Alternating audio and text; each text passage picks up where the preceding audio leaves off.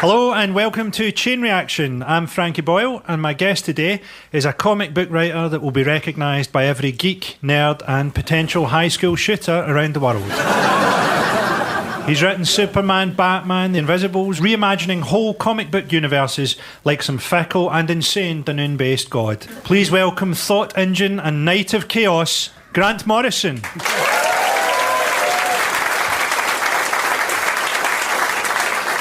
So when did comics start? How did you get into comics? Because when I was a kid, I was totally always into comics, and they seemed like a really great vehicle for expression. So I had these like characters like Captain Clyde when I was like 17. And that was in a local paper? Yeah, it was a local paper, and it ran in 3 papers, and he was an unemployed Glasgow superhero. Right? But the guy, he lived in a flat in Hill Head, right? He had the powers of Superman, but he's complete underachiever. You know, he would just hang about Hill Head, and he would solve like minor scale problems in the underground and stuff like that. And he used to shop in local stores, and like my dentist was in it. You know, it was the most pathetic, lo-fi superhero in the world. And I'd had these characters like the Blue Phantom, who sounds like a sex pest. It's like the Triple X Ghost, and the Chimpians, who are a bunch of chimpanzee superheroes. So I'd always created comics, so they came first, and then I got into music because I realised I'd been sitting in my bedroom for 10 years with no female contact.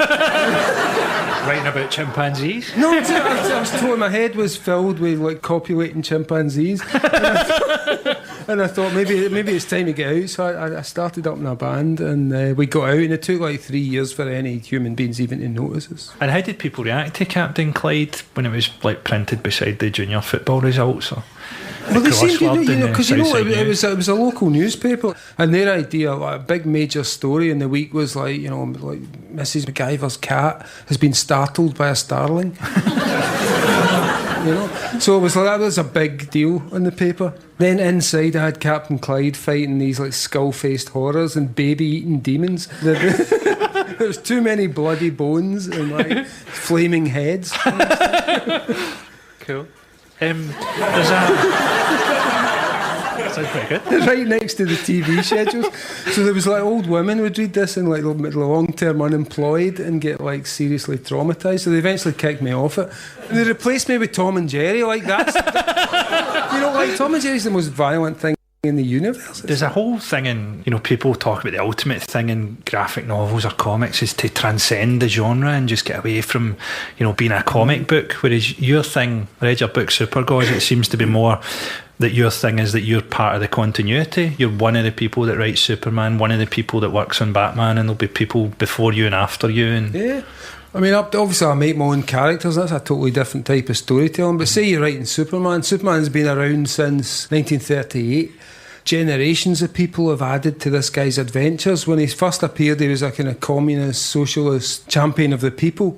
Then a few years later, the war starts, and the guy's like riding missiles into Japanese warboats, and he's like, sitting there like this huge phallic thing extending from Superman's crotch, aimed at the Japanese war machine. In the 50s, suddenly he's back home, and he's got a super cat and a super dog and super friends and people that visit him from the future, and it's like a 50s soldier home from the war. So he's constantly always represented what people are into at any given time. I found it fascinating going into that world where Superman's been real since 1938. He's been around much longer than me or you or anybody in here, and he'll be around when we're all dead and there's other people in a room just like this listening to people just like us. So there's a kind of weirdness of going into those environments where they have these characters that have persisted for decades, and suddenly you get a chance to make Superman speak. I always thought it was unlucky for Superman that he landed on another dying planet. I think but it served him right, because ultimately everything about the planet Krypton was wrong. It would be Jor-El would say to him, the whole planet's shaking, it's falling apart. You've seen these movies, right, and the planet's shaking, and Jor-El says to him, I'm a bit worried, but there's some trauma in the core of this planet. I think it's about to fall apart. Oh no, Jor-El, you're an idiot. And within 2 days the entire planet falls apart. Well, maybe the planet was fine and Jor-El was just really depressed. Yeah, I mean, that stuff happens all the time. It's like people projecting their own fears of mortality onto the cosmos. Probably the planet's still there and Superman gets sent to Earth and everybody else is still back there having a party. He wrote a book, Super Gods, which is sort of about that. It starts with the continuity of the superheroes, and you only pop up sort of halfway through. So it's kind of like an autobiography, but you only pop up when you kind of get born into the continuity. They asked me to do some autobiographical elements to that book, so I kind of just put in the bits where I was most connected with comics. I treated myself as part of the story of comic books, and suddenly this creature pops in 1960 along with the Flash and tries to run alongside that guy. I started to get into comics in the 90s, and there seemed to be this idea about then, like an increase in realism. So it was things like, you know, Batman suddenly was busting his knee and having to take a week off and all that kind of thing. Did you enjoy that, or were you sort of rebelling against that? No, I just thought it was daft, you know, because Batman could never be real. It's just stupid. I thought, like, everybody's up in the rooftops in Gotham. You think in reality Gotham PD could have just controlled the whole thing really pretty easily. Everybody's just cutting about on a rooftop in plain view of a sniper. No, obviously they're all wearing faces, you know, like the Joker's got this. You can see him from 3 miles away. You just shoot him from a blimp, you know? Also, increasing security on Arkham Asylum might have been an idea. No, but they don't. In Gotham City, they like the madmen to be able to run free and just letting the chaos element and see what happens. Maybe locating Arkham Asylum outside of Gotham might have been a start, rather than just, that guy's got out again, he's killed 400 people. No, I mean, given the recidivism of Arkham Asylum, they should have located it in space. Well, there's no way some of those people are going to reform, though, with it, because like, some of them are like giant crocodiles and stuff. Isn't it? How can you expect him to... You can't even explain the meaning of reforming to a giant crocodile, man. I used to be a giant crocodile, but now I'm selling telephone systems. Grrr. There's been this idea, like, comic book conceits, the big ones, and they just don't have enough strength to them innately to sustain much, you know. So the idea that Batman was designed to be a wee comic strip, it wasn't designed to hold big ideas. What do you think of that? Well, except that it's, you know, he's one of the most popular pop culture characters in the world, and obviously appeals on a number of levels over decades. So yeah, I think Batman can carry all kinds of weight, you know. So I've used him in stories that deal with existential fear, or I've used Superman to deal with the death of my father, or the upcoming Wonder Woman's about feminism and mother-daughter relationships. So I used to have, if I was depressed, I would make the Justice League fight it, and I'd write 3 issues where the Justice League are fighting Mageddon, you know, which is some monster from beyond space and time, which just represented how I happened to be feeling at the time when I was listening to Blue Jam. I honestly believe these things can easily carry all kinds of weight, because all they are is symbols. You know, it's like Batman's just a symbol of our indomitable will to fight the darkness inside ourselves. Superman is a kind of sun god version of the best inside us. So they can do all kinds of stuff. I think it's ridiculous to imagine that there's any limits to these things. Is it weird that you wake up in Dunoon most days and have to decide what happens in Gotham and Metropolis? I think it'd be weird for them to wake up. But for now, I can live outside Dunoon, so I can watch it from a distance. But Dunoon on a Friday night is actually more dangerous than Gotham. And the real truth is, like, Batman would last like 5 minutes on the high street, you know, had no chance. You'd go out there on a Friday night and just, let's clean up crime. Lying on the floor covered in blood. They don't even have an A&E department, so you'd lie there for 5 hours and then be found dead in the morning. I had this idea that, like, murderers don't leave witnesses, so the Batman story is really just the revenge fantasy of a boy dying in an alley. Yeah. But it was just way too depressing to ever do anything with. I mean, it could be. We could watch that over 400 pages as the blood slowly leaking out of this young boy's body as he imagines himself living the life of Batman. But I think it would break the heart of every child in the world. Great, that's what I want to do. Somebody's got it. I mean, Santa Claus has tried. I'm going to release it, man, be the Grinch who stole Ramadan or something.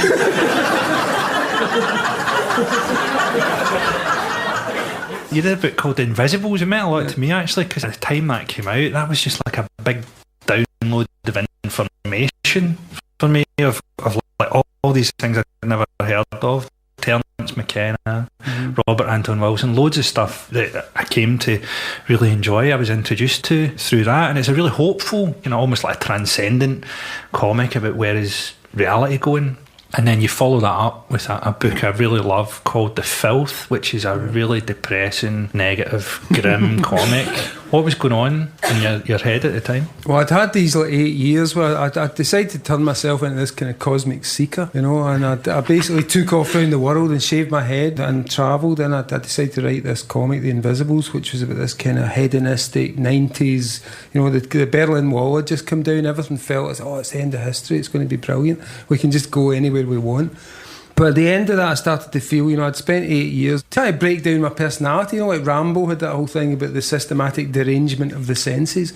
So I spent my first Batman royalties on exactly that, the systematic derangement of the senses. So I'd wind up in Bali on magic mushrooms.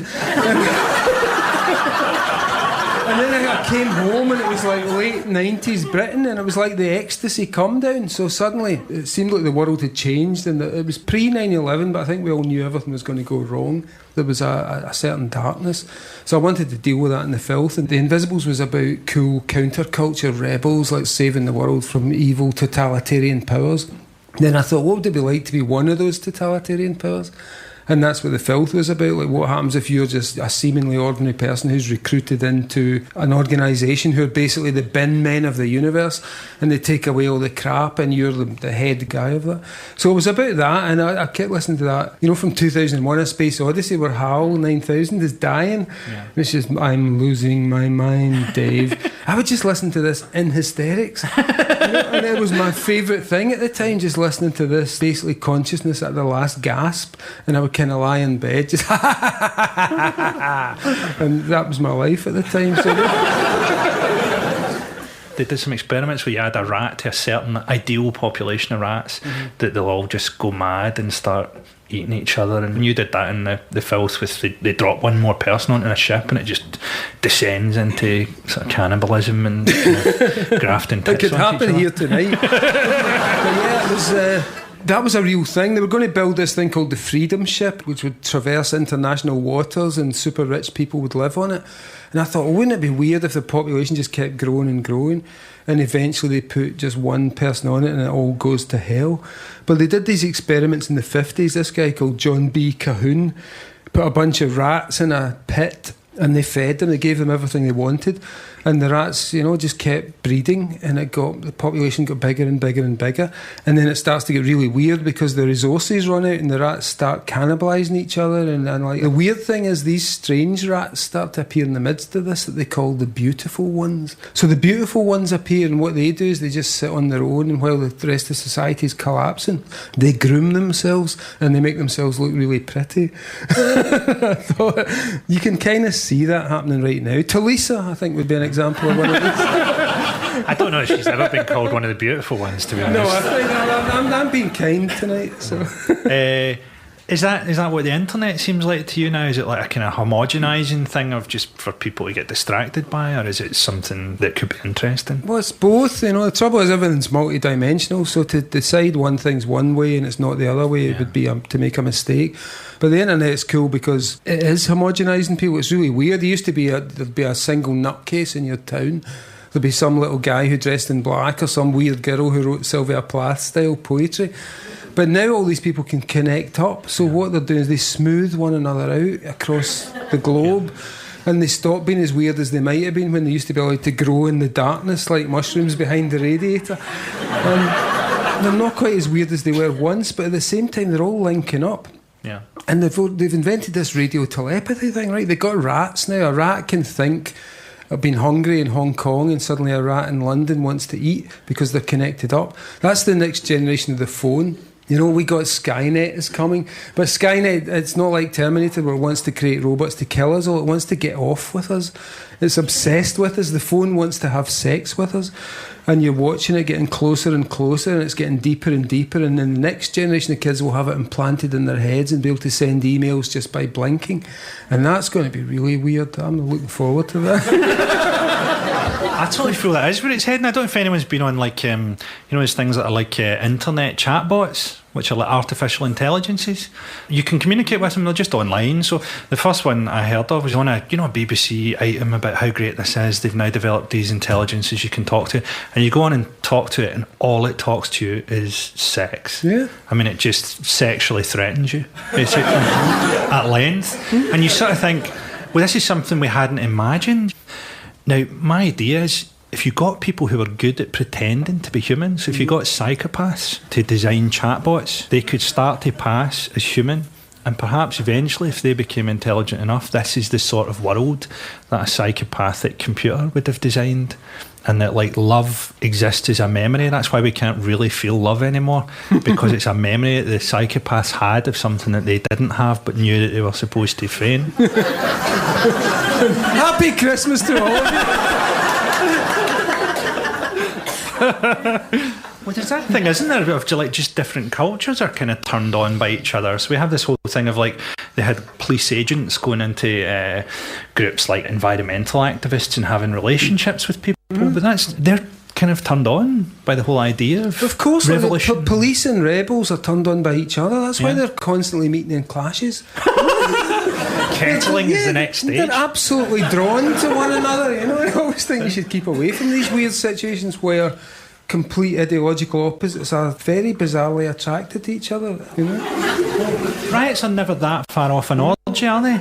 You sort of get a feeling if you... Well, they are. It's a coming together of two complete opposite ideologies to meet in this like orgasmic, ecstatic exchange of blows. Maybe one day they'll just like smash the water cannon through the window of Lush and it'll all kind of foam up. And your tank of flowers will blow up and will rain down and everybody will suddenly be high and they'll all start kissing and then we'll be fine. Because synthesis will emerge from thesis and antithesis. I want to see the cops just kissing all those like V for Vendetta masks and and the smile just gets bigger.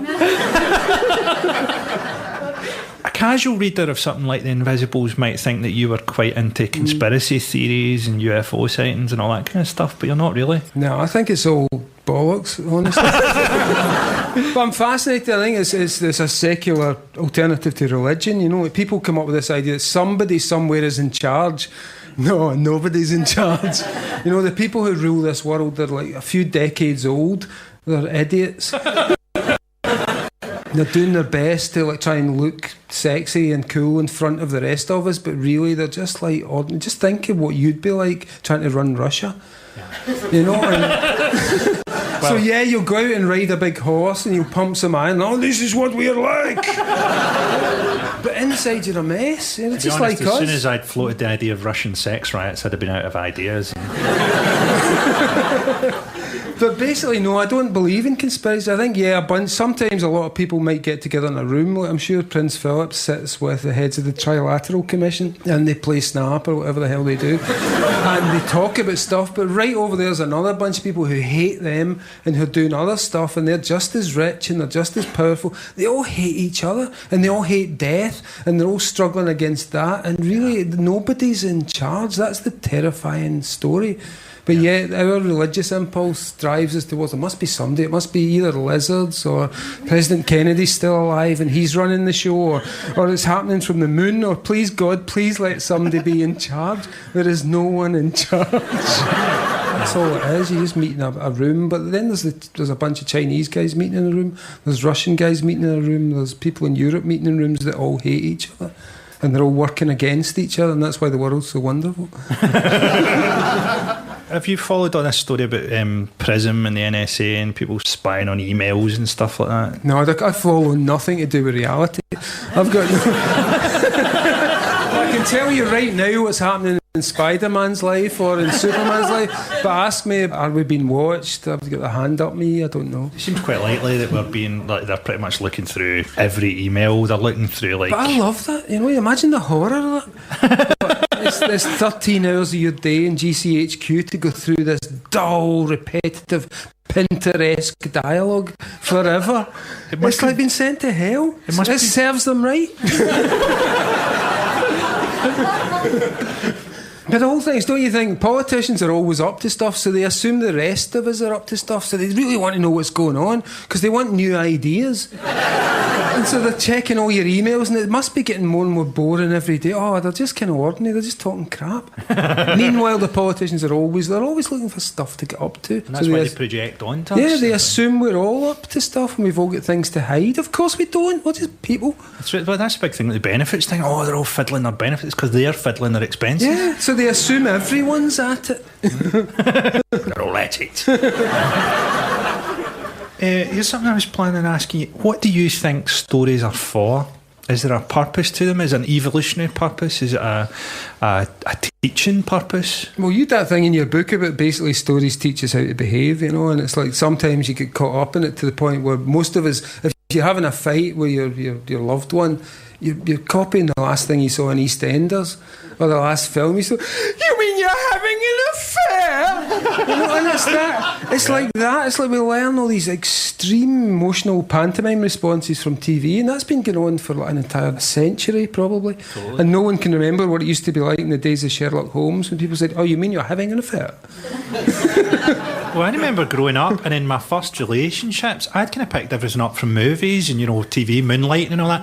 I thought if you're in a good relationship, you just argue all the time. You have a kind of funny argument all the time. And you don't realise that happened because it's easy to write dialogue if you're having a funny argument, and then you get in a real relationship and you realise that an argument is actually 5 hours of silence. Yeah, and then you've destroyed your relationship. It's like Moonlight in episode 2 and the two of them hate each other because of the hideous back chat that's been going on all the way, you know. There's a guy called Rupert Sheldrake has a theory. It's a bit like what you just touched on about talking about the rats communicating, where he reckons that there's morphic fields, so that information gets relayed without people necessarily meeting each other. I think he started out looking at chimps that couldn't swim, and the minute they learned a tool skill, chimps on the next island learned the same tool skill. So his theory is that there's morphic fields of information that get passed along, and then there's like Jung's idea of the collective unconscious and all that. Do you think there's a case for that being where people's ideas come from, or do you think there's much validity in any of that? No, I think he's talking shite, man.